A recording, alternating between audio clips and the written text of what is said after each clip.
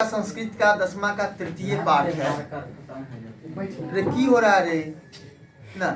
और वह विद्यापति का जो रचित है पुरुष परीक्षिणो मैति उससे संकलित किया गया है ना। है अयं पाठः विद्यापति कृतस्य तथा ग्रंथस्य पुरुष परीक्षिणो नियति नामकस्य अंश विशेषे। यह पाठ विद्यापति रचित पुस्तक विद्यापति रचित पुरुष परीक्षा नामक कथा ग्रंथ का विशेष अंश है। पुरुष परीक्षा सरल संस्कृत भाषायां कथा रूपेण विभिन्ना मानव गुणानां महत्वं वर्णयति दोषाणां च निराकरणाय शिक्षां ददाति। मतलब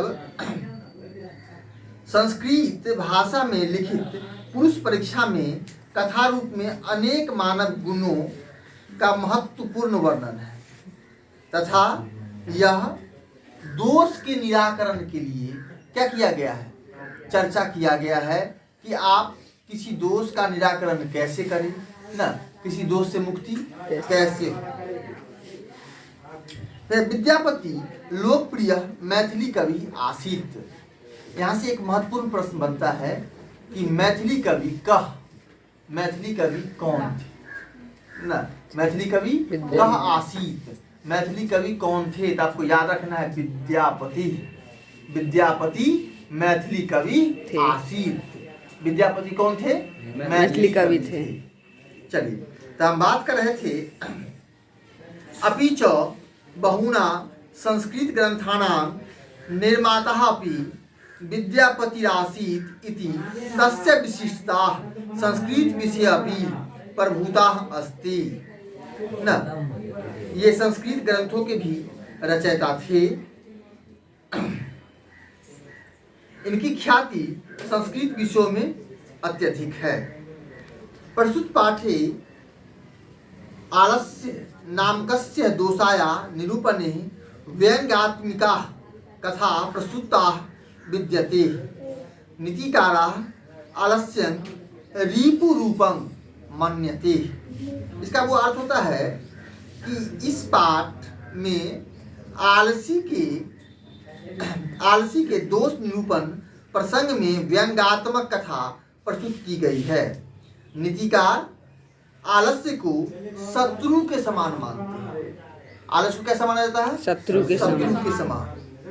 चलिए अब यहाँ से कहानी प्रारंभ होती है। ऐसे है आसीत मिथिलायां वृषरो नाम मंत्री। मिथिला में वृषर नाम के एक मंत्री थे। सह जो स्वभावाद दानशील करुणाकश्च सर्वेभ्यो दुर्गतेभ्यो नाथेभ्यश्च प्रत्यह मिच्छा भोजनं दापयति। वे स्वभाव से दानी और दयालु थे तथा दीन दुखियों और अनाथों को प्रतिदिन इच्छा भर भोजन खिलाते थे। फिर है तन्मध्ये लसेभ्यो प्यन्नवस्त्रे दापयति यत् न। उनके बीच आलसी लोग भी आते थे और भोजन वस्त्र ये सब क्या करते थे, पाते थे। फिर हम आगे बात कर रहे थे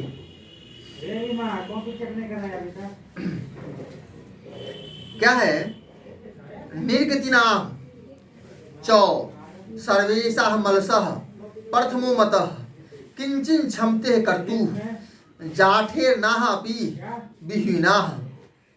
मतलब इस श्लोक के द्वारा कहा गया है क्योंकि सभी क्रियाहीन पुरुषों में आलसी का स्थान सबसे ऊंचा है।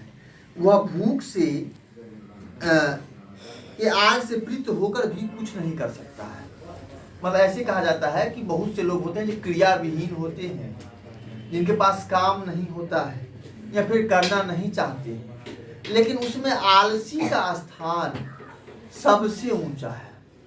आलसी का स्थान क्या है? सबसे ऊंचा है। क्योंकि आलसी भूखे रहकर भी भूख के आग में जलकर भी वह भोजन के लिए कुछ भी नहीं करता मतलब कर पाता है। फिर आगे ततो अलसाह रूपान तत्रेष्ट लाभम श्रुत्वा बहुवस्त्र वंद परिमृत जातस्त्रः वर्तुलीपुभुः पता। मतलब क्या हुआ कि जैसे जैसे लोगों ये जानने लगे कि वीरेश्वर नाम के जो मंत्री हैं वो आलसियों को क्या करते हैं, मुफ्त में भोजन खिलाते हैं, कपड़ा देते हैं ना, तो उसके बाद आलसी पुरुष न वहाँ अपना लाभ जानकर न क्या हुए, राज दरबार में एकत्रित होने लगे, धीरे धीरे जमा होने लगे। अब जमा बढ़ते गया। फिर क्या है, स्थिता सोकर्य मुलाही सर्वेषाम अपि संहते सजातीनं सुख दृष्ट्वा के न धावन्ति जंतव। क्योंकि सभी एक साथ रहने वाले की इच्छा सुख पूर्वक रहने की होती है, क्योंकि अपने समान व्यक्ति को सुख देकर कौन ऐसा प्राणी है जो नहीं दौड़ता है। सबको सुख की जरूरत है। मान लो आज हम पढ़ा रहे हैं, आप लोग पढ़ रहे हैं, आपको कोई कह दे कि बुआ कोई जरूरत नहीं है, फलना जगह चल जाओ, भर पेट खाएगा, अब भर नींद सोएगा और ऊपर से 1-1.5 लाख रुपया और मिलेगा, कपड़ों लत्ता मिलेगा, तो पढ़ाई लिखाई कोई करेगा? नहीं करेगा ना।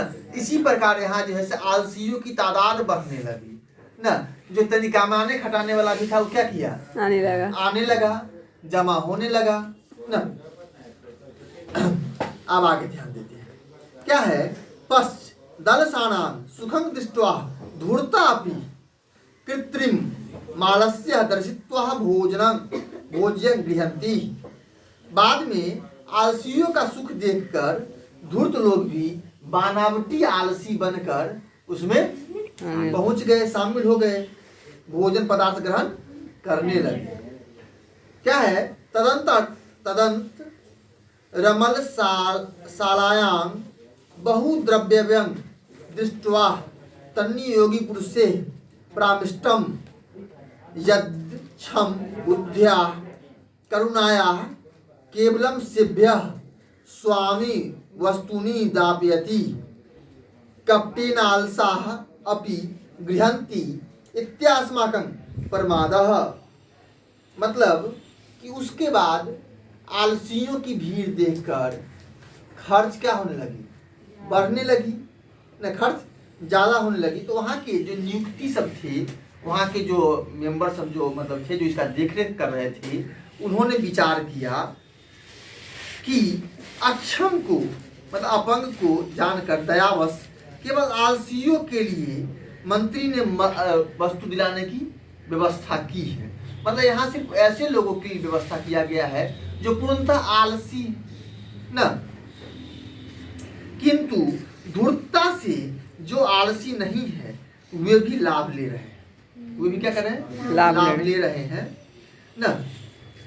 तन्ने योगी पुरुषना वहिना दाप्यति निरुयाह माशु। ये हम लोगों की कमी है और क्षमता है, क्योंकि हम लोग अगर इस बात पर क्या है, मंत्री ने कहा कि सिर्फ आलसी के लिए, अब आलसी के नाम पर बहुत ही आदमी खा रहा है, ये हम लोगों की कमी है, इसको ठीक करना चाहिए। अब क्या है, ततो गृह लग्न प्रवृत्त मग्नि दृष्ट्वा धूर्ता सर्वे पलायिता। एक दिन क्या हुआ कि सब सो रहे थे, चुपचाप जिस घर में सो रहे थे उसमें आग लगा दिया। गेट खोल दिया गया, सब तरफ से बंद नहीं था, लेकिन आग लगा दिया गया। मतलब सोए नहीं थे, बस सोने ही गए थे, बहुत ही नींद में सब एकदम खा पी के सब जो है तो उलटने गया कि ऐसे आग घर में लगा दिया गया। तो क्या है, तथा तो गृह लग्न प्रवृत्त मग्नि दृष्ट्वा धूर्तो सर्वे पलायिता। उसके बाद घर में लगे बढ़ती हुई आग को देखकर सभी धूर्त भाग कर खड़े हुए। जितने धूर्त आदमी था वो क्या हुआ, भागा जान बचा के। पश्चात दीप दलसा अपि पलायिता चत्वार पुरुष आलसाः अस्त्रैव सुप्ताः परस्पर मालयप्यन्ति। मतलब याद रखेंगे कि जितने से सब चले गए, 4 आलसी अभी भी सो रहे थे और आपस में बात करने लगे। क्या करने लगे? बात करने लगे। एकेन वस्त्रावृत मुखेन नो वक्तम अहो कथम अहो कथमयं कोलाहलः। एक आलसी ने अपने मुंह पर से कपड़ा हटाया और पूछा किस बात का हल्ला गुल्ला हो रहा है ना। फिर दूसरा क्या है वहां पर? द्वितीय नोक्तम तर्क्यते यदस्मिन् गृहे अग्नि लग्नो अस्ति।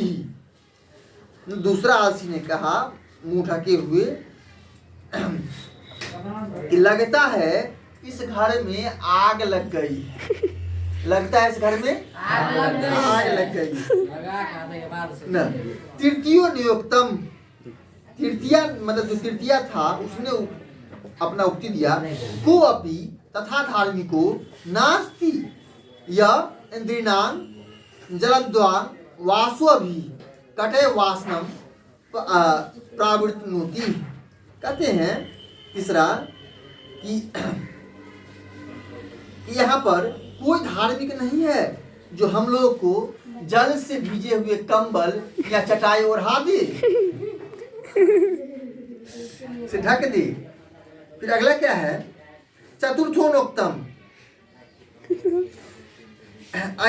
अरे वाचालः कति वचनानि वक्तु सुक्तनु त्रिशनि कथं न तिष्ठतः। चौथे ने कहा अरे बकबक करने वालों कितना बड़बड़ाते हो, चुपचाप क्यों नहीं रहते हो, सोने दो ना। तो फिर क्या है? तत् चतुर्नाहपि तसोमेव परस्पर आलाप्यं श्रुत्वा वहिनः प्रवृद्धो मे सा मुपरिः पतिष्यन्तः दृष्ट्वा नियोगी पुरुष से वर्धभयमेन चत्वारो प्यालासाः केष्वे कृत्यः गृहीत्वा गृहात् बहिष्कृताः। उसके बाद उन चारों को आपसी बात सुनकर तथा बढ़ती आगों को देखकर न इनके ऊपर अधिकारी लोग जो है सो मर जाने के भय से न उन आलसियों को केस पकड़कर खींचकर बाहर निकाला।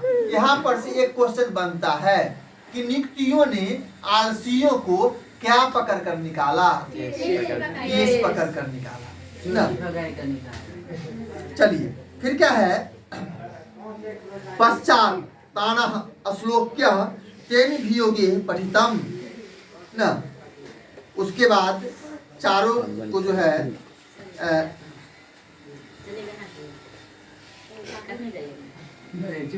चल रहे हैं, वेट कीजिए।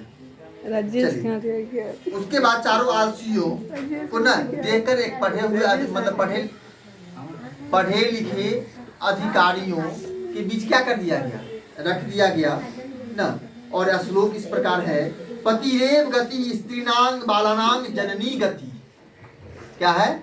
पतिरेव गति स्त्रीणांग बालानांग जननी गति नालासनांग गति कच्ची लोके कारुणिक बिना पश्चातेषु चतुर्वर्षलेषु ततो व्यधिकतरं वस्तु मंत्री दापयामासः।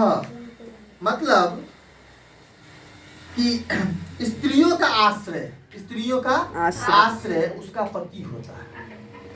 स्त्रियों का आश्रय उसका पति होता है तथा बच्चों का आश्रय उसकी माँ होती है। बच्चों की आश्रय उसकी माँ होती है। किंतु आलसियों का आश्रय सिर्फ द्रवीभूत हृदय वाला दयालु ही हो सकता है और कोई नहीं ना। उसके बाद मंत्री ने चारों को और अधिक वस्तुएं दिलवाई ना और उससे अच्छा से कहा ठीक है अब तुम चारों जो है खूब खाओ खूब पियो और रहो। और अपनी कहानी समाप्त हुई ना।